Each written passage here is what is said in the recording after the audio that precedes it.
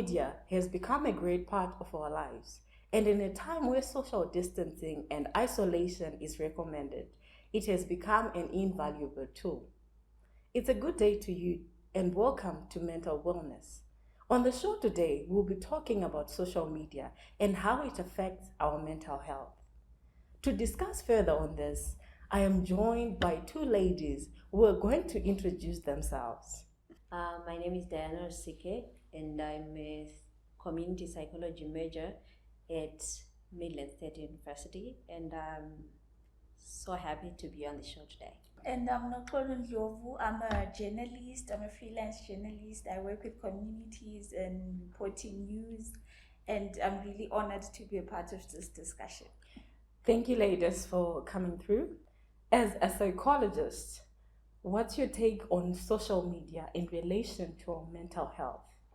The main problem that we're having these days with social media is that the reason that these sites are there is mostly to be giving us information, updates on what is happening, but a lot of people are misusing that information. Okay. There are people that are on social media and they are living like, I can call it a highlight reel.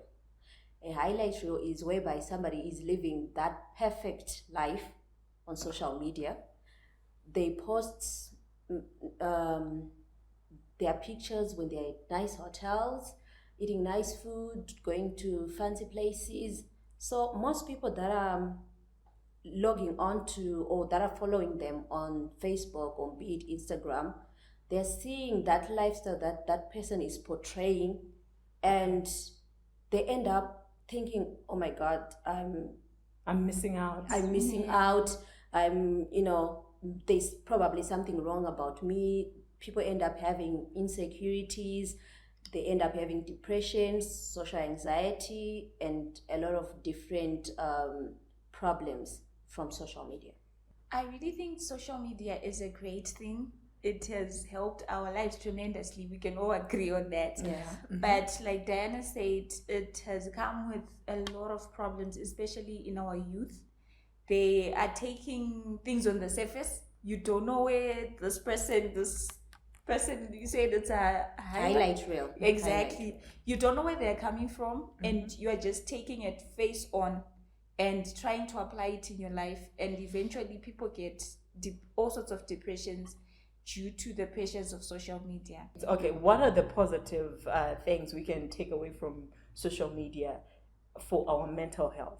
What positive has it brought about? Well, just keeping in touch with long distance relationships, family, people that are abroad, buying online, learning. Okay. Like kids, they're having these online classes. There are quite a number of things that I can mention. Even politics, like people registered to vote online and stuff like that. Okay, all right. Let's go on the negative aspects. Can we pinpoint them so that someone out there can actually know, or maybe they can see the red flags? There was a study done by Kenyan university students that suggests that 60% of youths these days, they're spending more than 2 hours every day on social media. Okay. So once you get on social media and you get to have a negative feeling about something, that's when you know, like, you have to stop. You have to stop. Okay. If you see a story, you read about a story, and your feelings, like it affects you in a negative way, then you have to turn it down. 30 minutes is way too much to be on social media. Okay. 30 minutes is way too much. But there are people that I know in my circle that spend like the whole day, like they take all their monies and they buy airtime. It's all about airtime to be on social media. Okay. They live for that. That's the most important thing to them. Yes. I also think when it comes to social media, you find that people have become monsters behind these cameras, behind these cell phones and computers, because people are bullying and trolling each other. It's so bad. Okay. You find that on Twitter, some people actually have to deactivate their accounts, even on Facebook, because people are trolling them. It might be because you're overweight, you post a picture wearing something, and people start bashing you because of how you look. Eventually, it all ends up in this. People are just cooking this depression soup, because if someone is going to troll you because of how you look, what's going to happen next? Probably you're going to go on some diet, or even kill You're yourself. probably insecure about yourself and everything. Exactly. And so as much as it is nice, social media, we all use it, but I think we need to find a fine balance between the positive or the healthy kind of social media and the bad. The fact that people have to hide behind these pseudonyms and everything, it makes it easier for them to lash out to you. Like most of these people, they are your followers. Like they are not your friends, so they don't know you personally. They don't. But if somebody says something nasty about you, it's going to affect you. Definitely. So bad. Definitely. Yes. Whether you know them or not. Yet you don't even know them. Exactly. Social media has been used to disseminate information, right? We get to know what's happening and the like. But in as much as we are disseminating information, people do not have a filter of when to stop. Yes. There are times when, let's say, an accident has happened, people just snap pictures. They don't even think about the family of the deceased. Yes. They just take pictures and start circulating them. I think earlier this week there was a picture that circulated of a police officer, and the message below it, it was saying, please check on your relatives that are police officers. This police officer died this afternoon along 4th. Yes. But that's so insensitive. Exactly. What if he's my father or someone that I know? And that's the problem with social media now, because you get to find out information like before you even receive it officially. And most of these pictures, you can't get rid of them. They are always going to be on the internet. And probably your grandkids or someone else is going to see those nasty things. Pictures. And the memories, they keep on, staying alive. You don't get to have that healing, because you're constantly seeing those things. And I also think from a journalistic point of view, you find that as journalists, we want to sell papers, we want to sell news. Yes. And we sometimes forget that if I'm going to take a picture, suppose it's that police officer or it's Janine lying on the road, I'm forgetting that this person has a family, this person has loved ones, and they're going to see their loved one lying on the street because I want to sell papers. So I think sometimes as journalists, and these days it's difficult to tame people because anyone can be a journalist. If you have a phone, you can just take a picture and just write exactly like you said. It could be if you have a policeman. So it's difficult to tame people because anyone can do it, and it results in people being affected.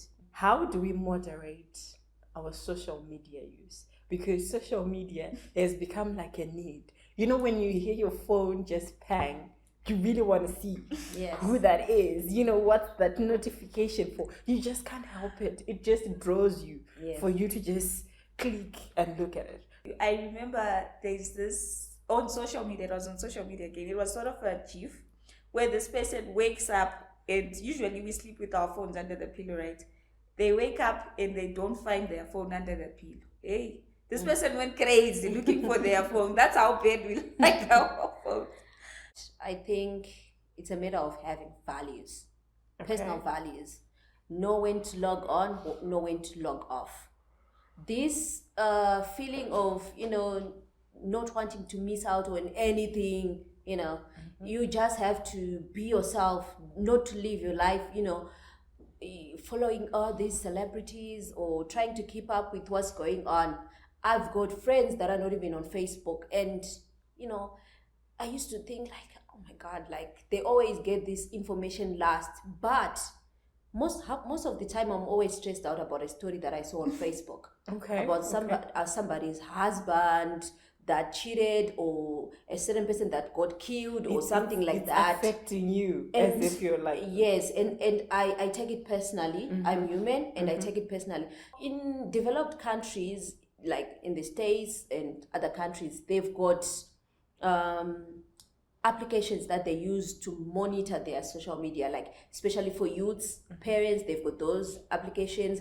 If they log on onto sites like probably terrorism or talk about sex or such stuff like that, it alerts them on their phones. Okay, okay. My kid is logging onto this To or this is and opening that. this page. Okay. But because here in Zimbabwe we don't have those applications, we don't have those facilities, you just have to you check on your kids frequently, know what they're opening, WhatsApp, everyone forwards a message, whether it be sexual or political or something that is scary, and it might come to your kids' phone and they just see those things. Yeah. True. Yeah. I think on that, when it comes to parents moderating what their kids log into, I think it's not just a matter of just having an application. Yes. I think some of the parents, they don't even care to look at those things. As long as you just buy your kid a phone, they don't look at what the kid is looking at or anything like that. Yes. They just leave it like that. So it's very important to look at such things and know where your child is spending their time and the like. Yeah, and I also think we should just pretend it's 1950. Sometimes just pretend it's 1950 and take time to talk to the person next to you, be it at home, be it wherever. Take time to leave your phone down or your computer down and interact, even playing games, doing these things that we deem boring. Those are the things that actually help us nurture healthy relationships as people instead of always being on our phones. Plus, social media has really affected us, like socially. Like people don't interact face to face or in don't talk person anymore. Like they're always on their phones. If you go to a function, somebody's on their phone. If you go to a wedding, people, they are not concentrating. Probably they are busy taking pictures. Taking pictures and Yes, uploading. but they're not really, part of the ceremony or what's going on. Exactly. There are so many movements that has been formed by celebrities, Lupita Nyong'o, Greta Thunberg, on social media that has brought awareness to women, environment awareness, women's abuse, so many things. Get to those platforms, go to those and share those pages, positive things to your friends. Make people get to know what's happening out there, how to protect themselves. But people, they just want to be part of the social currency, likes, loves, sharing, comments. Exactly. I have people who post a picture, they get maybe 10 likes, they delete it. They even take get another one, stressed. and it gets maybe 500 likes, and It's the one. now they're happy. They feel because, like you need gratification from a stranger, somebody don't that even doesn't know you. Okay. So that just brings us to inadequacy of our lives, the way the people around us, whatever we have, because we want likes from people we don't even know. Exactly. We may never even meet in our lives. I think since we are on the note of mental awareness and mental health, I think when you dig deep, it actually shows signs of something not being okay with you mentally. Okay. You are not content, you are insecure, and you seek validation from People. other people that you don't know. So Okay, you actually okay. need to take a step back and ask yourself, why is this so important to me? Why is 500 likes so important to me? And I think if you dig deep, you actually find hidden things behind that kind of behavior. You have to think about what's driving your social media use. Why are you even logging on? Because I, for one, at some point, was that type of person who wanted likes and comments. You'd be worried, why are people not even liking? Is there something wrong with my picture? There's something wrong. You would actually check and zoom it out and the like.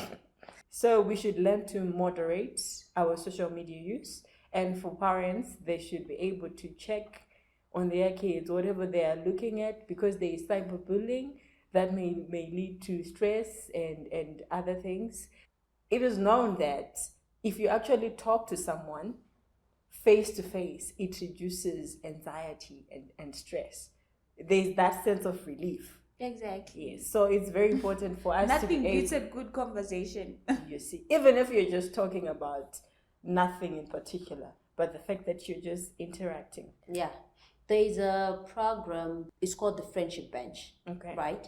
You go out there and you talk to professionals, counselors, just talking to mature ladies, trained professionals, and you tell them about your problems. The Ministry of Health also is, like now we're getting to that level where psychology is being accepted slowly in Zimbabwe. So they are asking anyone who is, starting an organization or a project or anything to do with mental health to go and register with them. And there's so many notable people in Zimbabwe right now who making big strides with mental health awareness.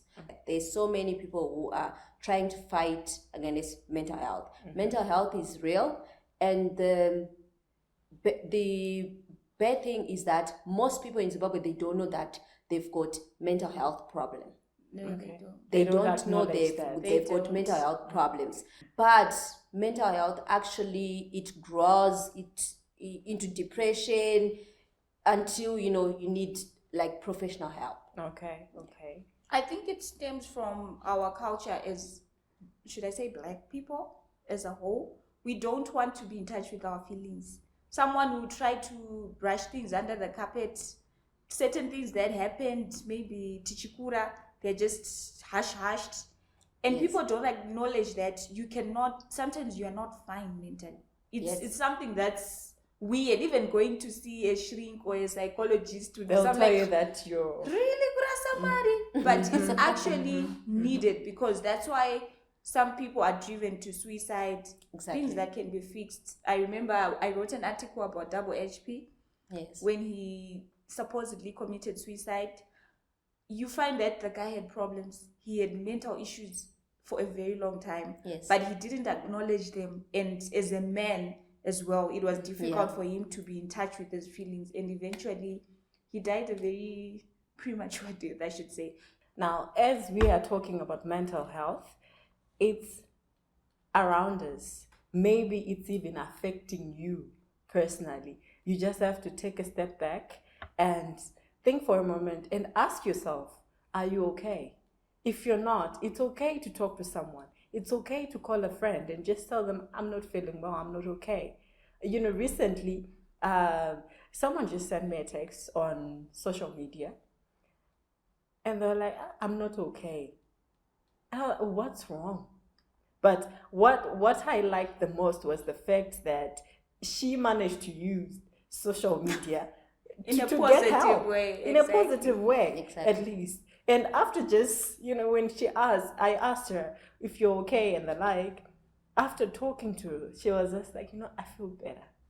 But I didn't have any solution to the problem she was having. But she just felt better after talking about it. So it will go a long way.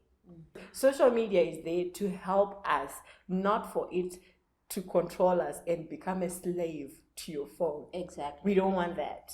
Because the moment you're a slave to your phone, you've got anxiety, you've got stress, you've got social disorders, you get every kind of thing. And you're also broke, because imagine the data you're putting into that. As a psychologist, what would you want to leave for people out there? Be yourself, have self-value, self-love. Don't just do things for the sake of, everyone is doing it. Just be unique. Live your life, spend time with family, with friends, and, just know when to log on and log off. As a journalist, I would just like to say, we all love news. News is life. Juicy news. We all want the trendy bit, but you should also take a step back and do other things that you love. Try to find yourself, like Diana said. Try to maybe take a walk around your house, maybe pick flowers, maybe if you have kids, take them for ice cream. Do the little things, because those are the things that count. When you chase news, when you chase stories, eventually it will it will mess with you in a way. I remember last week when Jilimbi lost his life, I think I can count up to 15 people. They were like, this is affecting me. How do people die like this? But they did not stop. They kept taking in more information. I think I would be one of those person. You know, whenever I saw fire burning, You were I would thinking think about of people who got burnt to ashes. I know. That's just the thought that was running in my head. It was really bad, but it could also be avoided by just taking a step back and be like, Jandanzwa Shakwa. And we'll see a phone pass. But no. So I think news is nice, but also take time to be yourself, be around the people that you love, because life is also short. So I think that's my take on this subject. Okay. And also seek help when you need it. Well, thank you so much, ladies, for coming. And as you have heard for yourself, social media is a very useful tool in our day-to-day lives. We use it for work, school, interacting with friends and family. But if left unchecked, it may cause you to have mental health problems. So, moderate your social media use and be very careful of what you use it for. This has been Mental Wellness, and thank you for watching. See you next time. Bye-bye.